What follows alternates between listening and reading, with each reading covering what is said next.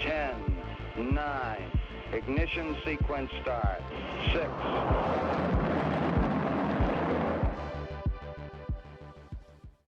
Hello and welcome to Rocket Fuel, your daily update of everything that's happening in the rocket pool community. My name is Wack. Today is October 6th and we've got this episode for you with some really cool stuff, so let's get started. The first one is there's been 2 posts made to the forum by Kane, and these are new RPIPs that are coming up, stuff that the team is working on and that they want to basically get community approval for them. So here we have RPIP 31, RPL withdrawal address. So it says this is a discussion thread for RPIP 31, a proposal to add an additional withdrawal address that is the target for RPL bond withdrawals and RPL reward claims. Essentially, there will be 2 withdrawal addresses, one for ETH and one for RPL. The RPL withdrawal address will default to the ETH withdrawal address. I guess if there's not one set up or if there's something wrong with that. So here we have a look at the actual RPIP language. There's the abstract, rationale, etc. The abstract says a proposal to add an additional withdrawal address that is the target for RPL bond withdrawals and RPL reward claims. Essentially, there will be 2 withdrawal addresses, one for ETH, one for RPL. The RPL withdrawal address will default to the ETH withdrawal address. So this is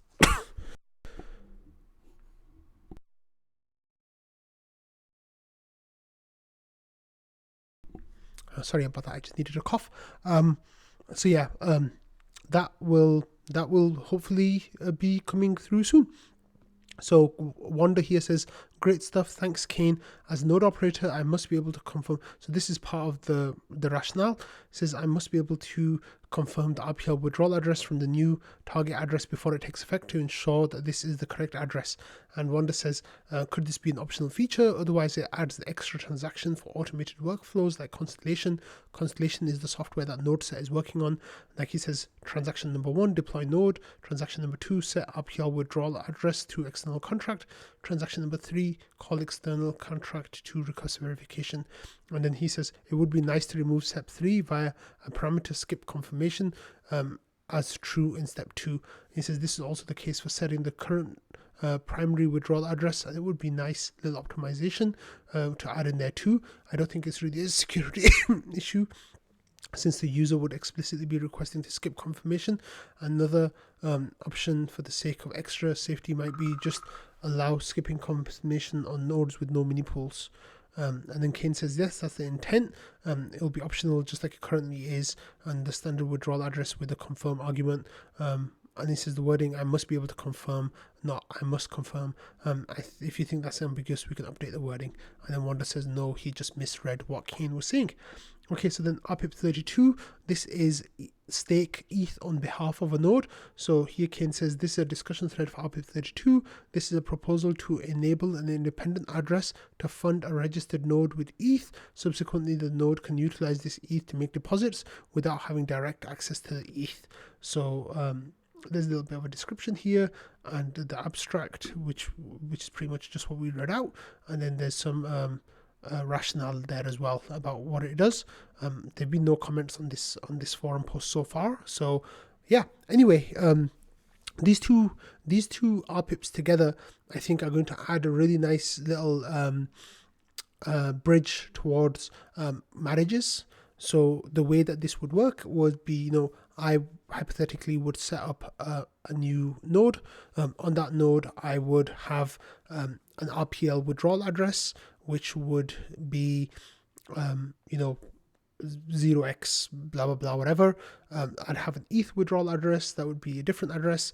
And then we already have a stake RPL on behalf feature, but then this would be a stake ETH on behalf feature. So the person who's running the node potentially wouldn't even own any of the ETH. It would just be like the marriage that they're entering into. There could be the person running the RPL side of the node who is running the node as well. So this will make certain kinds of marriages really nice and easy, and definitely adds a nice middle step towards I guess the kind of managed contract that I'm in with Ramana, or NodeSet as well, but then they'll be able to take advantage of this as well. So I think these are really nice couple of little features that will make certain kinds of node operation a lot more attractive for users, especially the RPL withdrawal address and the stake ETH on behalf. Like those two things together, I think will make a really nice rounded out node operator experience, which is pretty cool. Okay, next we have this post from Joe where he's saying, I'm going to start work on enshrining SSV into the Smartnode once I'm done with Houston, and version 2 gets put on hold again. So he says, Jasper says, what does that entail? And Joe says, the whole discussion earlier about register with SSV into the Smartnode so you can run other people's keys and get paid extra for it. So there's a couple of things about SSV that I think will be really nice in the Smartnode stack. One of them is that by having SSV, you and a couple of friends could kind of share keys with each other, and then you can help each other make sure that your nodes are all attesting and working at 100%, which would be a nice boost to the rETH APR, because one of the things that's dragging rETH APR is there are a few node operators who had really bad performance. So if they were going to, get involved in something like this, then they would be able to, their node performance would instantly get better. And I think, this would really be a really nice way of doing squad staking in Rocket Pool directly. And I think that's going to be a really nice way to improve the efficiency of the Rocket Pool stake overall. And also, if the Rocket Poolers make their nodes available for the SSV network, then they could earn a little bit on top, which would be really nice. If you rely on a service to do that for you, then you might pay them a certain percentage of your rewards. Whereas if you and your friends kind of work together to do it, then I don't know if anyone will be paying each other. So that's a really nice little tool that Joe is adding. It seems like the next upgrade, Houston, is going to have a whole lot of these quality of life improvements, and maximizing decentralization, and all of those things are really cool, and I'm really excited to see how it all works out. Okay. Next here we have another update from Joe where he is talking this time about there's a screenshot and it says the Smartnode is currently using the Holesky test network, and then there's an account balance, blah blah blah, and all that kind of stuff. So what Joe is showing off here is that the Holesky test network will be available on the Smartnode stack in the next Smartnode update that's coming. I'll talk about that when that's coming soon, but this is a really nice little thing that is just going to make it a lot easier for people in the Rocket Pool community to run Holesky network test network validators at home. It'll just make it that much easier for them to do that, which is really lovely to see. So yeah, this is what I mean. There's a lot of really cool things happening. And then this here, PK 3268 asked when new Smartnode, and Joe says next week. So it looks like that is going to be here very soon. So that's going to have updates for Holesky in there. Joe says they just deployed Holesky today and wanted me to wait for it before updating. So that's really, really nice to see. So that'll make it a lot easier for node operators to run the testnets, which is awesome. Okay, next we've got this update from Exodus, which is a crypto wallet. And it says here that Rocket Pool brings the power of permissionlessness, decentralized liquid staking to Ethereum.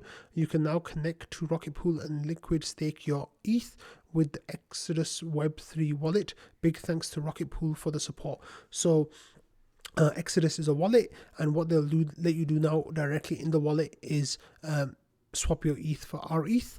I'm not sure what methods they're going to be using, whether that will be through the deposit pool, which of course is full right now, or whether that will also allow you to buy it on the secondary market. How those dynamics are going to play out is going to be interesting to see.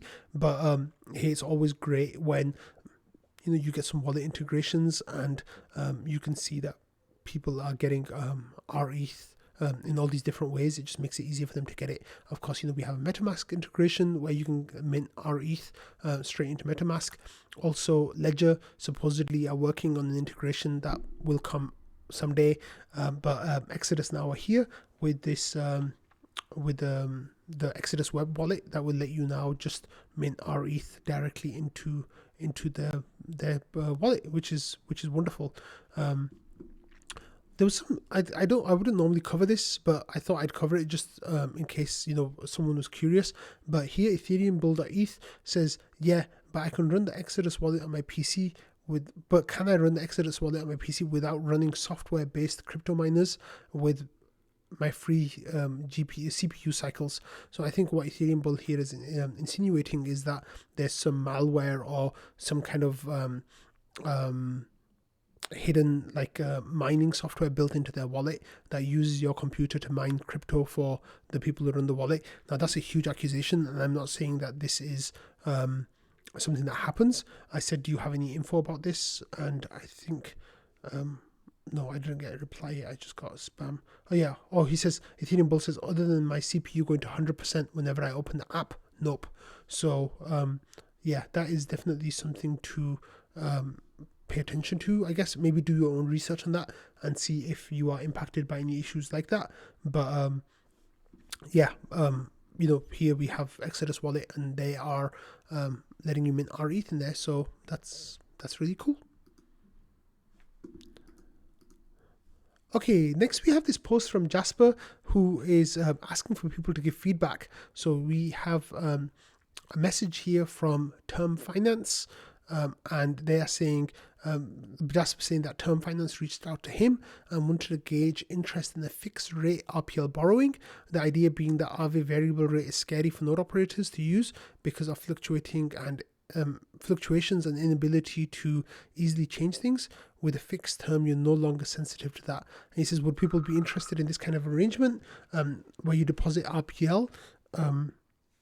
You would borrow RPL. Would you borrow RPL, and what time lengths would you ideally want to borrow for? So these are questions that you can ask or you can answer and let you know. So the way it works with Aave is the more people borrow RPL, the higher the rate that they pay to the people who deposit RPL. So that they have their curves. They have two curves where if it reaches 80% or goes higher than 80%, then they will massively hike the interest rate that you charge on your borrowing.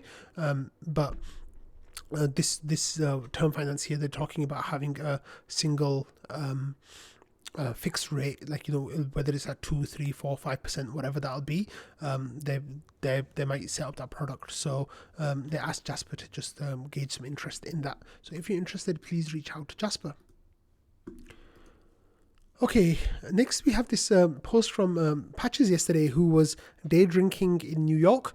He lives in New York, and he was having a good time getting drunk during the day.